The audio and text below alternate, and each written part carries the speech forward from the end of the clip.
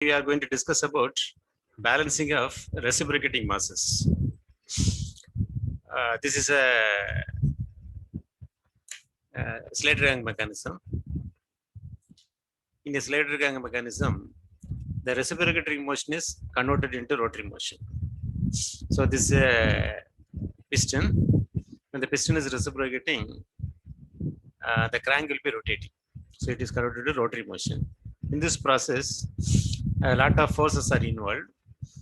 Here, we are going to discuss about balancing of reciprocating part. So the only reciprocating part is piston. So in the piston, the unbalanced force is inertia force. Inertia force is the only unbalanced force in piston. So how to balance the inertia force? That's what we are going to discuss in this topic.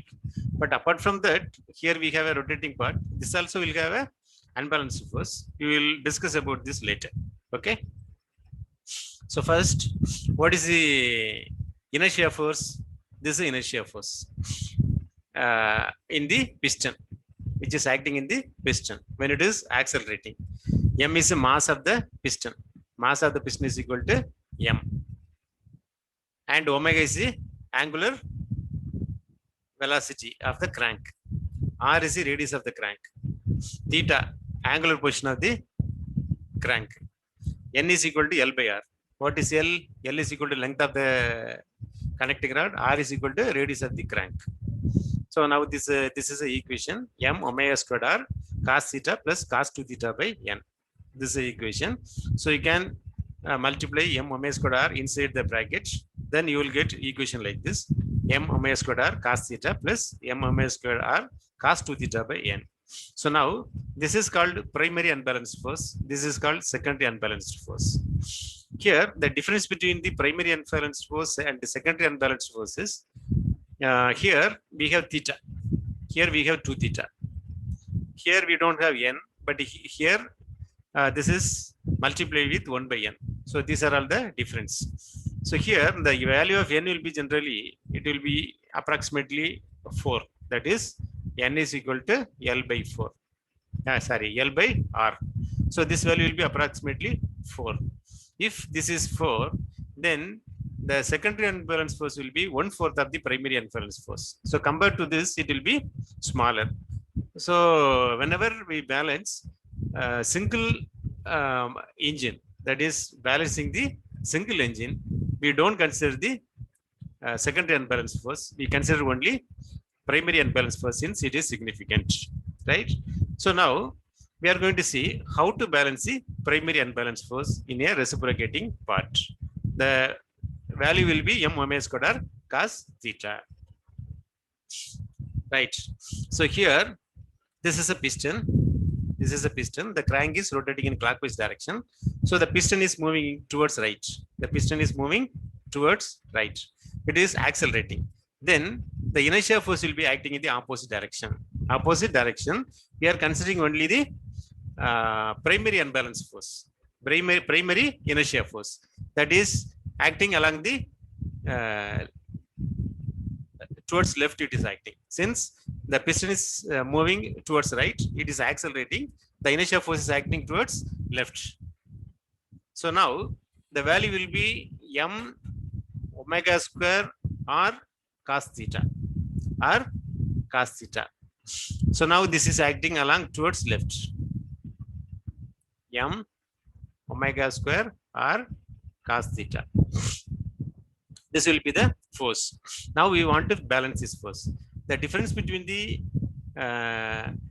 unbalanced force in reciprocating part and rotating parts are, in case of reciprocating part, the direction is same. Always it will be same. But as a function of theta, it is varying. As a function of theta, position of the crank, it is varying. But in case of rotating mass, the magnitude will be always constant, but direction will be changing.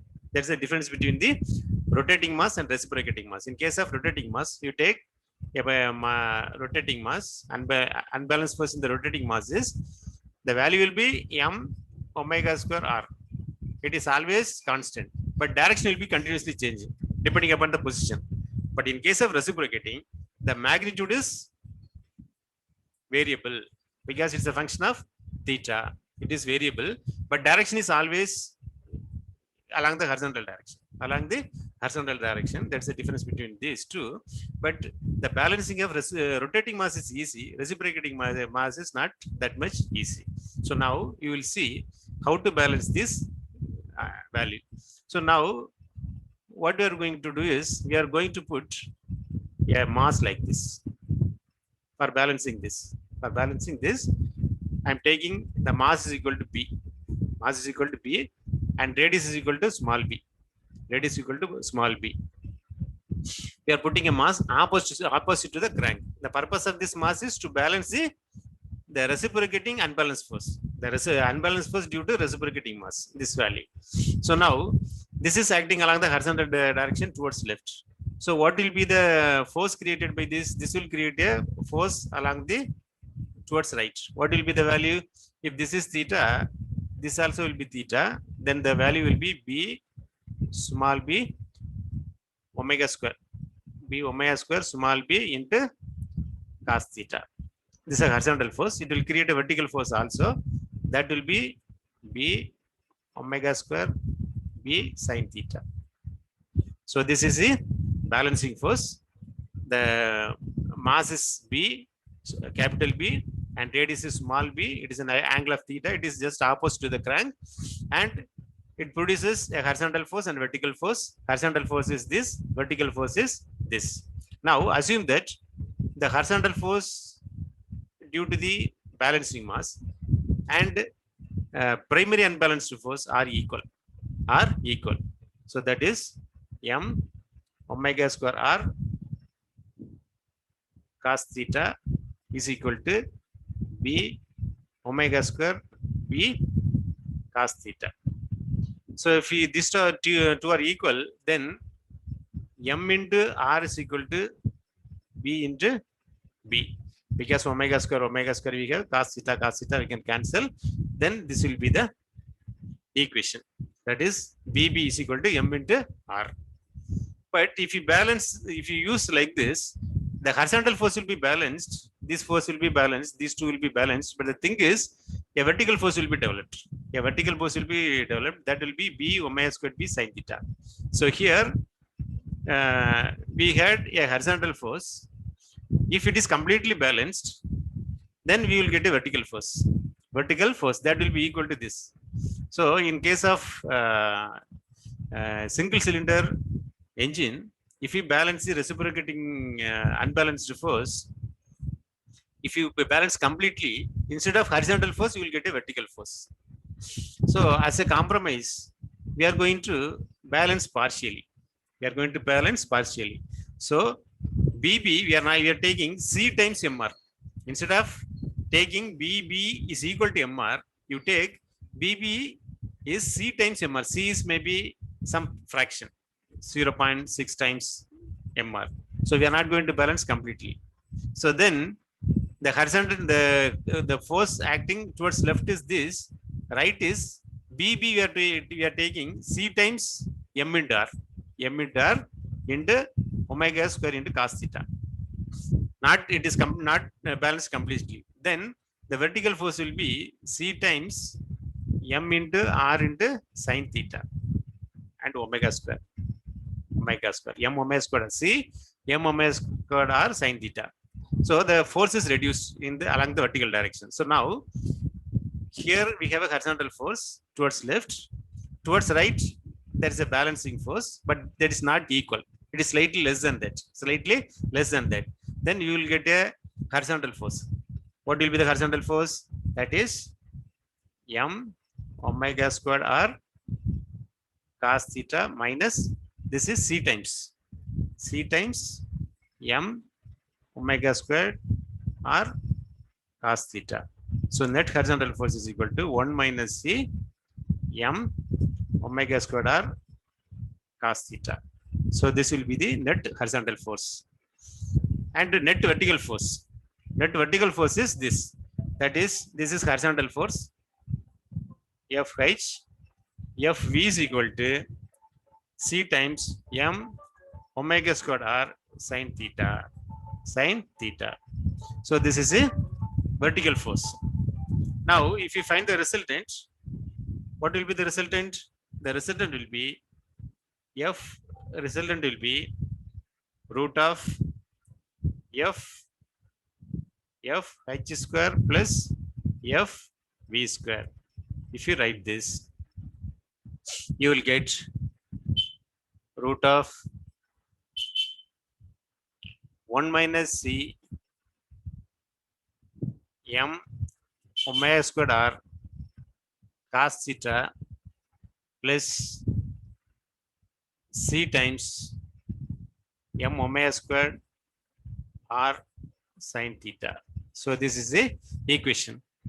So if you take M omega squared R outside, M omega squared R outside, you will get 1 minus C. So this is FH square. So you will get a square here. You will get a square here. Here also you will get a square. So 1 minus C the whole square into cos theta square plus C square sin theta square. So that's what you will get. So this is a resultant force. M omega squared R root of 1 minus C the whole square cos theta square plus C square sin theta square. So this will be the resultant force. This is regarding the balancing of reciprocating mass. So now assume that there is a here we have a crank. So here also there is unbalanced force. Assume that here we have unbalanced force M1. What is M1? That is an unbalanced force in the rotating mass. So this is M is equal to unbalanced force in the piston. Unbalanced force in the piston. We take this is M1. So then the BB value. So here we have assumed BB is equal to C times M into R. If you consider this mass M1 also, then but here in case of rotating mass, assume that this is M1, then what will be the centrifugal force? M1 omega squared R. This will be the centrifugal force. If you want to balance this, you have to put a mass here. You have to put a mass here opposite to this. So what will be the mass required? Since it is rotating at omega, you can cancel. Here if you put a mass M1 and radius R, it will be balanced. It will be balanced. The mass is equal to M1, radius is equal to R. Then the centrifugal force will be M omega squared R. It will be equal to this. That will be balanced. So now we are adding this mass with this. Already we have what is C into M into R. This is a mass we have. That is BB is equal to C into M into R. Addition to that, we have M1 into R also. If you add these two, then the BB value will be BB is equal to M into C times M into R. C times M into R plus M1 into R. Why this mass is added? This is to balance the rotating mass. Why this mass is added? This for balancing the reciprocating mass. So BB should be equal to C into M into R plus M1 into R. So this is a way we can calculate the balancing mass. So here we are going to balance the reciprocating mass as well as rotating mass. We are going to put a mass here. That mass is B, radius is R. Right? So now we will discuss one problem. So here we have a problem. A single cylinder reciprocating engine has a speed of 240 RPM. 240 RPM. Stroke is 300. There's a relation between the stroke and radius, right? We know radius is equal to stroke by 2. So this is a relation. And the mass of the reciprocating part. Here we can take this as a M. We are taking this is M. Reciprocating mass is M. 2/3 of the reciprocating part and all the revolving part are to be balanced.